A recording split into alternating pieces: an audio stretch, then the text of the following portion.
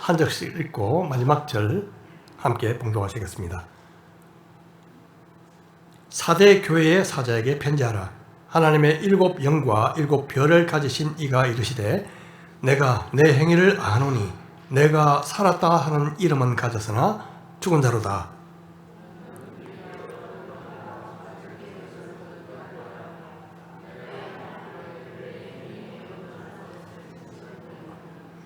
그러므로 내가 어디서 어떻게 받았으며 어떻게 들었는지 생각하고 지켜 회개하라.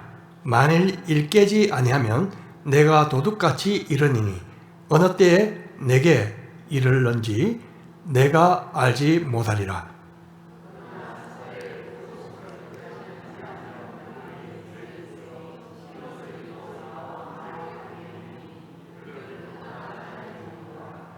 이기는 자는 이와 같이 흰옷을 입을 것이요 내가 그 이름을 생명책에서 결코 지우지 아니하고 그 이름을 내 아버지 앞과 그의 천사들 앞에서 시인하리라.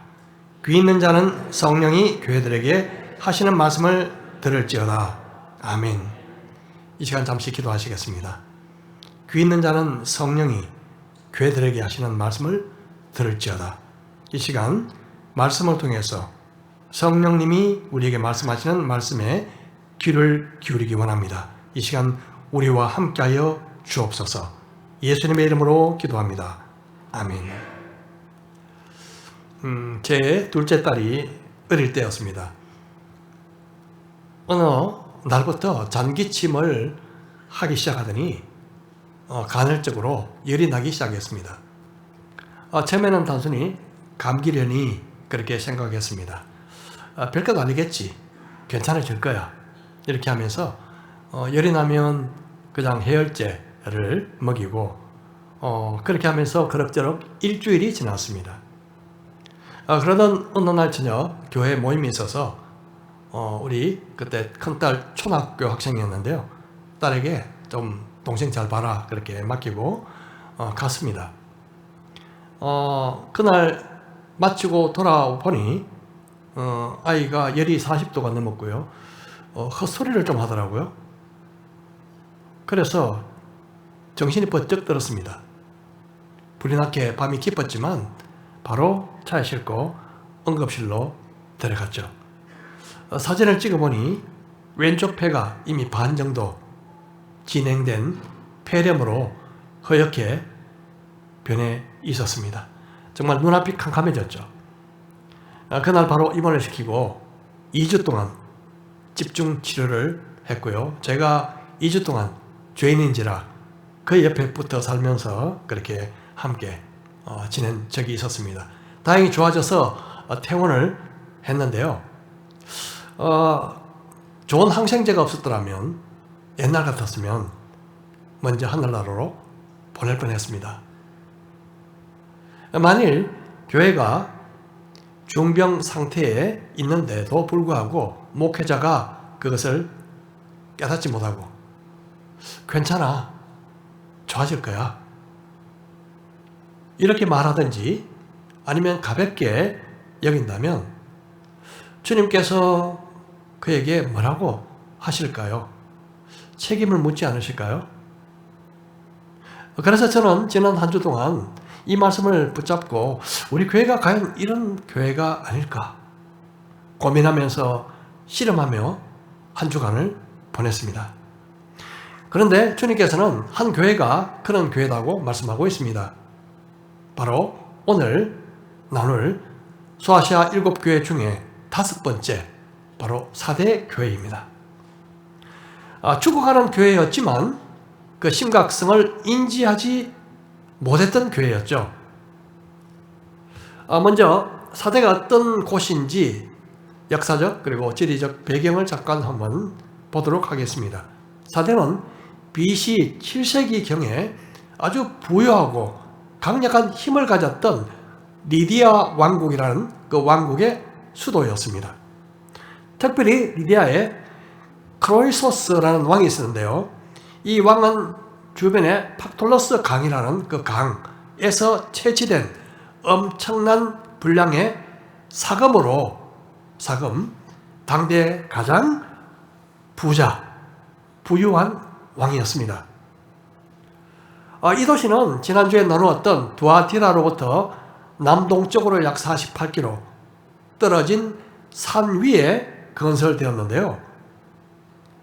인구가 늘어나자 아래쪽 계곡, 지금 보이는 그 곳에 새로운 구역을 건설했고, 이곳에 경기장, 극장, 그리고 눈에 보이는 이 아데미 신전, 이런 것들을 세웠습니다.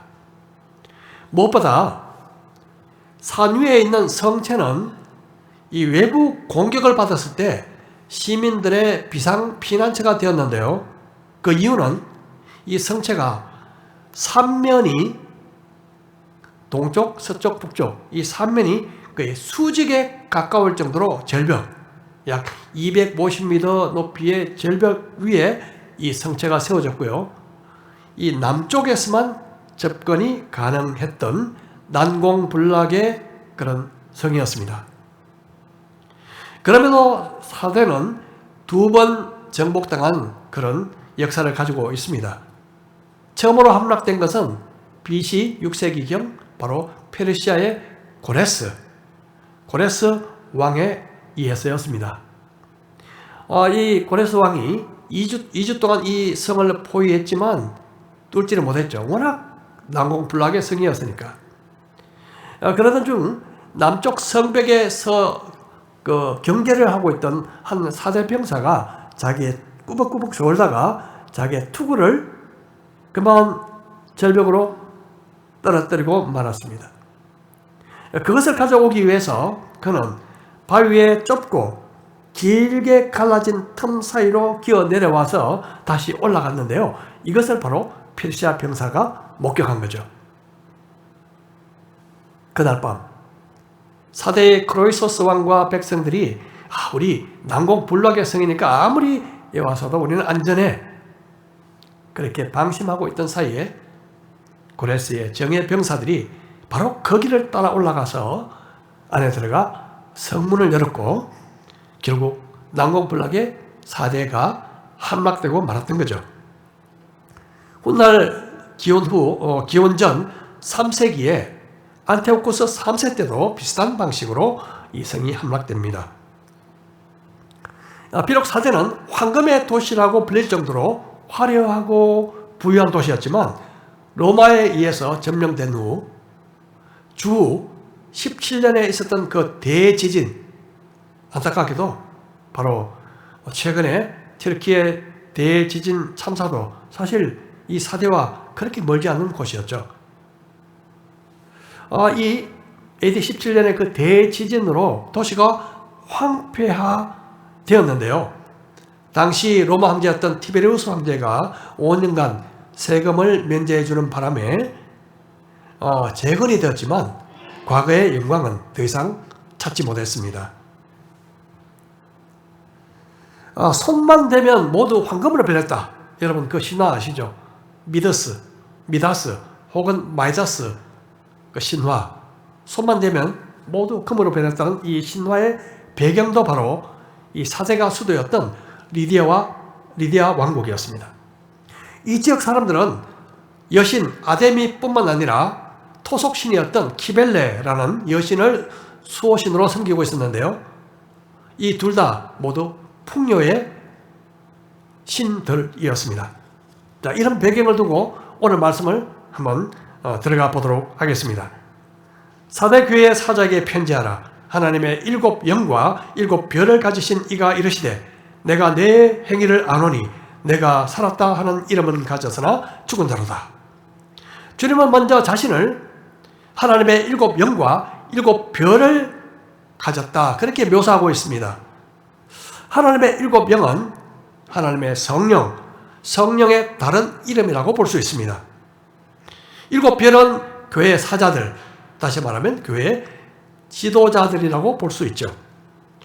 주님은 성령님을 통해서 역사하시고 또 교회의 모든 지도자들을 주관하고 계심을 우리는 알 수 있습니다. 사실 예수님의 모습을 묘사한 이 서두의 말씀은 사도교회의 가장 큰 문제점을 역으로 암시하는 말씀이기도 합니다. 그것은 바로 사도교회가 성령님의 역사가 사라진 죽은 교회였다는 것이죠. 그렇다면 왜 그렇게 되었을까요? 성경을 찾아서 한번 보도록 하겠습니다. 첫 번째, 성령님의 역사를 사라지게 하는 이유, 그것은 성령님을 건심시키는 행위 때문에 그렇습니다. 에베소서 4장 30절 우리 함께 봉독하시겠습니다. 시작. 하나님의 성령을 건심하게 하지 말라. 그 안에서 너희가 구원의 날까지 인치심을 받았느니라. 성령님을 건심시키는 행위는 과연 어떤 것들이 있을까요? 에베소서 이 말씀 4장 30절 전후를 우리 살펴보면 다양한 죄의 목록들이 열거되고 있는데요. 더러운 말, 악독, 노함, 분냄, 떠드는 것, 비방하는 것, 그리고 악의, 이런 것들입니다. 자, 이런 것들은 하지 말아야 할 그런 죄의 목록들이죠. 그리고 살인, 도둑질, 그리고 간음 같은 죄에 비해서 소위 가벼운 죄로 여기기가 쉽습니다. 하지만 우리 잣대로 큰 죄든 작은 죄든 죄는 죄고, 죄는 성령님을 건심시켜 드린다는 사실입니다. 그런데 그리스도인으로서 하지 말아야 할 것도 있지만 반대로 해야 될 것도 있죠. 만일 성령님의 인도하심을 지속적으로 우리가 무시하거나 그리고 성령님의 뜻을 거스르게 되면 어떻게 될까요? 성령님께서 더 이상 나를 통해서 일하시지 않을 때가 온다는 거죠. 이럴 때 마치 성령님이 계시지 않는 느낌, 내 삶 속에 성령님이 계시지 않는 것 같은 느낌이 들 수 있는데, 이런 상태를 성령이 소멸된 상태라고 볼 수 있습니다. 성경은 이렇게 경고합니다. 데살로니가전서 5장 19절에 성령을 소멸하지 말며, 소멸한다는 뜻은 불을 끈다는 의미입니다. 마치 타는 불꽃에 물을 끼얹듯이 성령님을 계속 무시하거나 성령님께 무관심하게 대하면 성령님의 역사는 소멸되는 것입니다. 역사적으로 교회의 부흥은 성령의 나타남과 능력 가운데 일어났습니다. 하지만 사대 교회에서는 성령님의 역사가 소멸된 상태였음을 우리는 짐작할 수 있습니다. 예수님을 아무리 오래 믿어도 왜 영적인 일에 관심이 없을까요? 왜 냉담하게 될까요? 왜 영적으로 죽은 느낌이 들까요?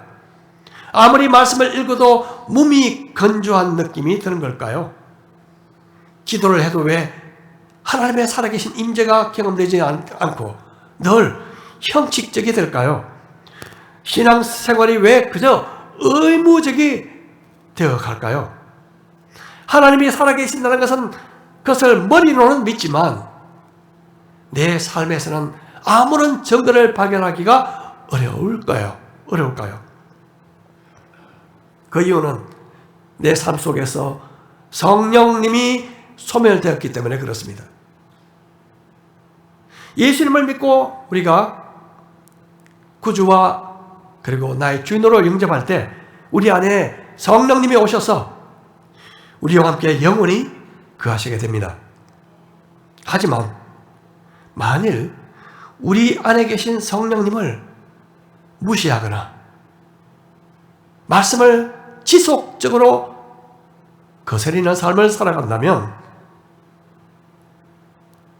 겉으로 봐서 아무리 교회에 열심히 나오고 아무리 봉사를 하면서 별 문제가 없어 보여도 성령님을 무시하고 거역하는 삶을 살아가게 되면 사실상 성령님이 소멸된 영적 빈사 상태인 것입니다. 경건의 모양은 있으나 경건의 능력은 비어있는 상태인 것입니다. 사대교회는 예수님의 칭찬의 말씀이 없습니다.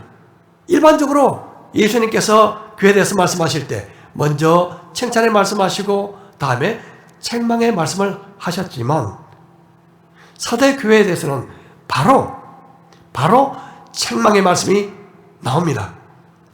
그 책망은 뭘까요? 내가 살았다는 이름은 가졌으나 죽은 자다. 그런 말씀입니다. 사제의 외곽에는 큰 공동묘지가 있었습니다. 사제교회는 겉으로 봐서 멀쩡해 보였지만 안으로는 공동묘지처럼 영적으로 죽은 교회였습니다. 예수님께서 바리새인과 서기관들을 회칠한 무덤이다 그렇게 혹독하게 비판하셨던 그것과 별 다름없는 상태다는 것이죠. 어떻게 하다 이렇게 되었을까요? 어떻게 하다 사대교회는 죽은 교회라는 오명을 쓰게 된 것일까요? 4절 말씀이 암시하고 있는 것 같습니다. 한번 보겠습니다. 그러나 사대의 그 옷을 더럽히지 아니한 자 몇 명이 내게 있어 흰 옷을 입고 나와 함께 다니리니 그들은 합당한 자인 연고라. 사대교회 안에 옷을 더럽히지 않는 몇 명이 있다 그렇게 말씀하셨는데 결국 사대교회가 생명력을 잃어버린 이유는 대다수가 옷을 더럽혔기 때문에 그렇다는 것을 우리는 알 수가 있습니다. 요한계시록에서는 깨끗한 옷에 대해서 이렇게 말씀하십니다. 그에게 빛나고 깨끗한 세마포 옷을 입도록 허락하셨으니 이 세마포 옷은 성도들의 옳은 행실이로다 하더라. 흰 옷은 성도들의 의로운 행실 그리고 거룩한 행실을 의미합니다. 사실 사대교회는 스무나 교회처럼 뚜렷한 박해를 받은 흔적이 없고 두아디라 교회처럼 상인 조합인 길드에 의한 심한 압박을 받았다는 그런 증거도 별로 없습니다. 하지만 그들은 부유했던 과거의 영광을 그리워하며 안일하고 그리고 세상과 타협적인 삶을 살았던 것이죠. 과거의 명성은 화려했지만 현재는 죽어 있었습니다. 마치 과거에 난공불락의 성 안에서 외적의 침입에 방심하고 있었던 것처럼 치명적인 자기 만족 가운데 살면서 세상과 섞여 영적인 잠을 자고 있었습니다. 겉으로 봐서 모든 것이 잘 갖추어져 있었고 살아있는 것처럼 보였지만 그리고 활발하게 보였지만 실상은 세속화되고 영적인 생명력을 상실한 교회였습니다. 죽은 교회의 특징은 영향력 상실입니다. 오랜 전에 미국의 그 기독교 여론조사 기관인 조지바나 리서치에서요, 그리스도인의 영향력에 대해서 한 가지 조사를 한 그런 적이 있습니다.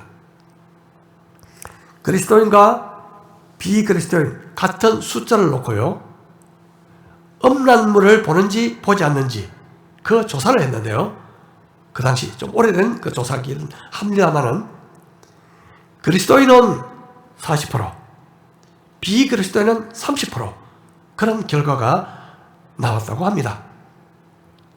그 차이가 10%였다는 거죠. 그런데 그 조사의 결론은 이랬습니다. 적어도 그리스도인과 비그리스도인의 차이가 적어도 40% 이상이 되어야 사회에서 기독교의 영향력을 나타낼 수 있다. 그렇게 결론을 내렸습니다.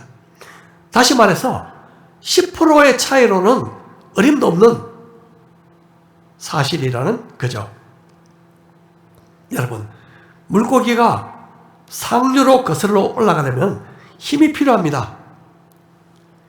세상보다 겨우 10% 강한 힘으로는 그냥 떠내려가고 만다는 이야기죠. 이것을 개인적으로도 한번 적용해 볼 수 있을 것 같습니다.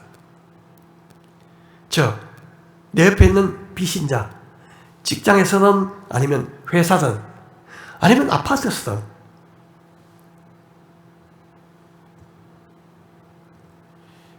예수 믿지 않는 사람과 최소한 40%의 이상의 차이가 있어야 그들에게 영향을 줄 수 있지 않을까, 그런 생각입니다. 나의 가치관, 나의 말, 나의 태도, 내가 일하는 방식, 내 인생의 소망, 그리고 내 자신의 무의식적인 행동, 이 가운데 적어도 40% 이상 뚜렷한 차이가 있어야 비로소 예수 믿는다는 구별이 나타나지 않을까요? 저는 그렇게 생각해 봤습니다. 삼손이 나실인으로서 구별의 표시였던 머리카락이 들릴라에 의해서 깎이자 힘을 완전히 상실하고 말죠. 그런데 머리를 깎인 후 눈이 뽑히고 노예가 된 것보다 더 비극적인 사실이 있습니다. 그것이 뭘까요? 사사기 16장 20절을 보겠습니다. 들릴라가 이르되 삼손이여 블레셋 사람이 당신에게 들이닥쳤느니라 하나 삼손이 잠을 깨며 이르기를 내가 전과 같이 나가서 몸을 떨치리라 하였으나 여호와께서 이미 자기를 떠나신 줄을 깨닫지 못하였더라. 여러분, 깨닫지 못하였더라. 혹시 볼펜이 있으면 줄을 쳐도 좋을 것 같습니다. 가장 비극적인 사실은요, 하나님이 자신을 떠났지만 그 사실을 삼손이 깨닫지 못한 것입니다. 마찬가지로 영적인 생명력을 잃어버린 상태, 성령이 소멸된 상태임에도 불구하고 그 사실을 스스로 깨닫지 못하는 것, 이것이 오늘날 가장 큰 비극이 될 수 있다는 것입니다. 겉으로 봐서 우리가 매일 이 자리에 변함없이 예배를 드린다 해도 주님 보시기에 여전히 죽은 것 같을 수가 있습니다. 비록 몸은 예배당에 있어도 마음은 세상 욕심과 세상 염려로 가득 차 있을 수 있습니다. 우리가 닥칠 수 있는 가장 큰 위기는 이런 상태임을 스스로 깨닫지 못하는 데 있다고 믿습니다. 깨달아야 회복의 가능성이 있기 때문에 그렇습니다. 자, 그럼 사도교회는 전혀 희망이 없을까요? 그렇지 않습니다. 주님은 사랑이시기에 그 사도교회에게 이런 해결책을 제시해 주십니다. 3장 2절입니다. 너는 일깨워 그 남은 바 죽게 된 것을 굳건하게 하라. 내 하나님 앞에 내 행위에 온전한 것을 찾지 못하였노니 그러므로 내가 어떻게 받았으며 어떻게 들었는지 생각하고 지켜 회개하라. 만일 일깨지 아니하면 내가 도둑같이 이르리니 어느 때에 내게 이르는지 내가 알지 못하리라. 사실 사도교회는 다른 교회보다 좀 정상이 심각했던 것 같습니다. 그래서 예수님이 많은 처방을 내리고 계십니다. 5가지 처방을 하고 계십니다. 첫 번째는 일깨어라는 처방입니다. 사대 교회의 상황은 마치 과거의 사대 도시와 비슷했습니다. 그들은 과거에 성체가 견고한 것을 믿고 경계를 기어리하다가 적군에게 정복을 당하고 말았죠. 사대교회 성도들은 스스로 깨어나야 했습니다. 깨어나는 것은 내 자신이 지금 위험한 상태다 하는 것을 인지하는 것입니다. 깨어나야 다음 단계로 진행할 수 있습니다. 여러분, 혹시 저와 여러분의 현재 영적 주소가 과연 무엇입니까? 혹시 위험한 상태가 아닙니까? 나도 과거에 한때는 참 열심히 했지. 나 참 과거에 뜨거웠던 적이 있어. 과거에 향수에 젖어 있지는 않았습니까? 마치 4대 도시가 과거의 영광에 대한 홍수에 젖어 있었듯이 말입니다. 영적인 갈급함이 있습니까? 하나님께 대한 목마름이 있습니까? 말씀에 대한 사모함이 있습니까? 만약 이런 것들이 없다면 아마 저와 여러분은 죽은 듯 잠자고 있는 상태인지 모르겠습니다. 죽어가는 사람의 특징은 갈망이 없어지는 것입니다. 목마름이 없어지는 것입니다. 배고픔이 없어지는 것입니다. 깨어나야 합니다. 세속주의 그리고 형식주의의 매너리즘에서 우리는 깨어나야 합니다. 이제는 밤이 깊고 낮이 가까웠으니 잠에서 깨어 일어날 때입니다. 주님은 하나님 앞에서 내 행위에 온전한 것을 찾지 못했다고 말씀하십니다. 온전하다는 뜻은 헬라어로 잔이 비어있는 상태, 그릇다이가 비어있는 상태를 가리킵니다. 한마디로 속 빈 강정이다, 그런 뜻이죠. 아무리 황금으로 만든 그런 잔이라 해도 목이 탈 때 이 마실 수 없는 물이 없다면 무용지물입니다. 우리는 번들거리는 껍데기만 붙잡고 있어서는 안 될 것입니다.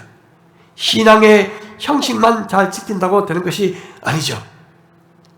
정작 중요한 성령님과 함께 동행하는 생활, 하나님께 대한 사랑은 무시한 채, 그것이 고갈된 채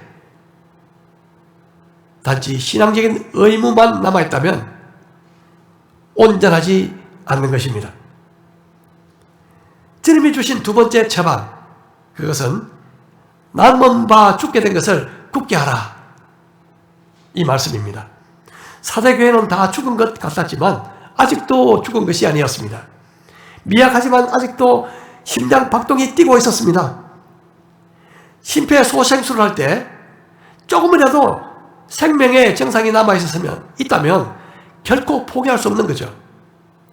사대교회에 남아있는 것이 무엇이었는지는 잘 알 수가 없습니다. 그것이 기도의 모임이었는지, 큐티 모임이었는지, 성경 공부 모임이었는지, 아니면 믿음의 선배들의 아주 소중한 신앙의 전통이었는지 잘 알 수 없지만, 생명의 불씨를 다시 살릴 수 있는 것은 그것을 굳건히 해서 불씨를 꺼지지 말게 하라는 주님의 말씀을 듣는 것입니다. 그리고 나머지 세 가지 처방이 있는데요, 그것은 생각하라, 지키라, 회개하라 입니다. 들었던 말씀을 다시 기억하고 지키고 회개하라, 그렇게 말씀하십니다. 회개는 긴박성을 가진 명령입니다. 미룰 수 있는 것이 아닙니다. 바로 오늘 이 시간 우리에게 주시는 명령입니다. 사람들이 평안하다, 문제가 없다, 그렇게 할 때 주님은 도적같이 오실 것입니다. 도적같이 오신다는 것은 예수님의 재림을 뜻할 수도 있지만, 여기서는 불시에 임하는 주님의 심판을 의미하고 있습니다. 회개가 궁극적인 답입니다. 회개 없이는 불씨가 살아날 수 없습니다. 회개를 통해서 성령님과의 관계를 회복해야 합니다. 성령님께서 우리 가운데 일하셔야만이 우리가 살아날 수 있고 교회가 살아날 수 있습니다. 이제 예수님은 마지막 말씀으로 사대교회를 향한 말씀을 이렇게 마무리하십니다. 그러나 사대의 그 옷을 더럽히지 아니한 자 몇 명이 내게 있어 흰옷을 입고 나와 함께 다니리니 그들은 합당한 자인 영고라. 이기는 자는 이와 같이 흰 옷을 입을 것이요 내가 그 이름을 생명책에서 결코 지우지 아니하고 그 이름을 내 아버지 앞과 그의 천사들 앞에서 시인하리라. 귀 있는 자는 성령이 교회들에게 하시는 말씀을 들을지어다.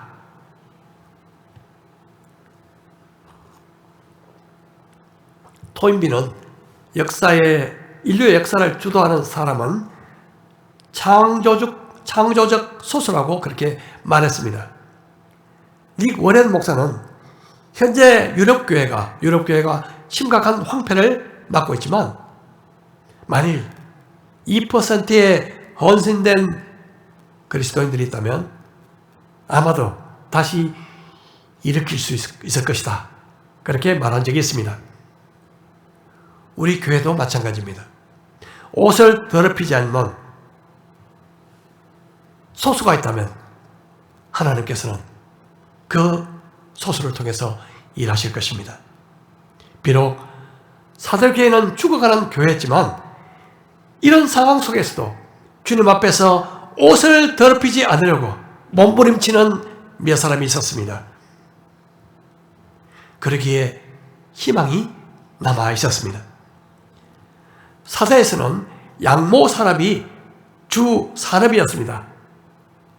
여러분, 이거 양털은 흰색이죠. 흰색은 순결함의 상징이었습니다. 그 당시 사도교회의 대다수 교인들은 세속화됨으로 영적 순결을 잃어버렸지만 소수만이 영적 순결을 지키고 잃지 않았습니다.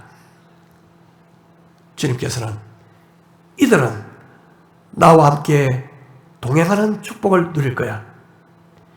영생이 보장되었다. 그런 약속을 하고 계십니다.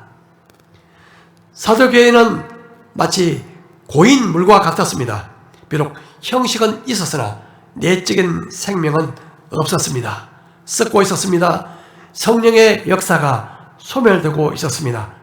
교회가 안일하고 형식적이고 타성적이었고 점차 세속화에 물들어 갔으며 영적으로 죽어가면서도 자신의 상태를 깨닫지 못했습니다. 여러분, 우리도 마찬가지일 수 있습니다. 저와 여러분도 마찬가지일 수 있습니다. 다시 깨어나 불씨를 살려야 합니다. 우리가 과거로 돌아갈 수는 없지만 과거에 받았던 그 은혜, 그 하나님의 말씀을 다시 한번 기억할 필요가 있습니다. 혹시 주님의 사랑과 은혜에 감격해서 여러분 눈물을 쏟은 적이 언제입니까? 예수 믿지 않는 사람들이 너무나 불쌍해서 그들에게 하나님이 당신을 사랑하십니다, 이 말을 전해주고 싶어서 안타까워하던 그때가 언제입니까? 말씀이 너무 좋아서 시간 가는 줄 모르고 12시, 1시까지 말씀을 붙잡고 있던 때가 언제입니까? 우리가 과거를 돌아보는 것은 회개하기 위함입니다. 어디서부터 벗어났는지 알기 위함입니다. 꺼져가는 불씨를 살리려면 회개가 답입니다. 회개가 해결책입니다. 회개가 있는 것이 언제나 희망이 있습니다. 주님은 긍휼과 용서의 주님이시기 때문에 그렇습니다. 언제부터 우리의 삶 속에 회개가 사라지고 없다면 우리의 신앙은 분명히 죽어가고 있는 것입니다. 이 시간 우리를 살리실 분은 오직 성령님이라는 사실을 기억하십시다. 우리가 회개하고 도우심을 구할 때 성령님께서 우리를 다시 살려주실 수 있습니다. 주님께 간구하십시다. 주님, 나 자신의 영적 상태를 보게 해주십시오. 죽어가면서도 그 모습을 제가 알지 못하는 것이 아닙니까? 내 영적 상태를 보게 해주십시오. 우리 영혼을 살려주십시오. 그렇게 부르짖으십시다. 성령님의 도우심으로 다시 깨어나도록 합시다. 다시 일어나도록 합시다. 그래서 세속의 거대한 물결을 거슬리며 세상의 빛과 소금의 사명을 감당할 수 있도록 이 시간 주님 앞에 기도하십시다. 우리 말씀을 생각하면서 우리 잠시 기도하겠습니다.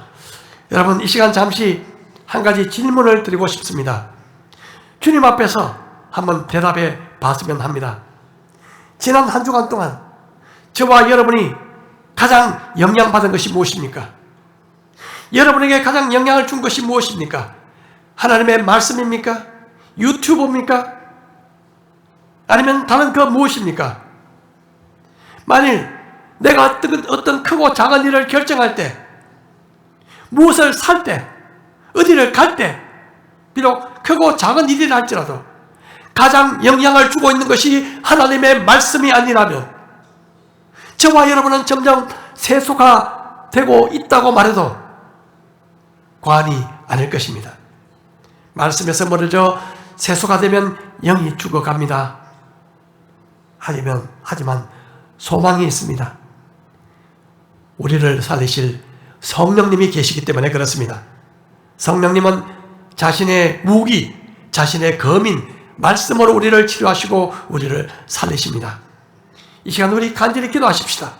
성령님, 우리의 영이 깨어나게 해주십시오. 이 시간 우리를 새롭게 해주십시오. 영적으로 다시 살게 해주십시오. 이 시간 간절한 마음으로 함께 기도하는 시간을 잠시 갖도록 하겠습니다.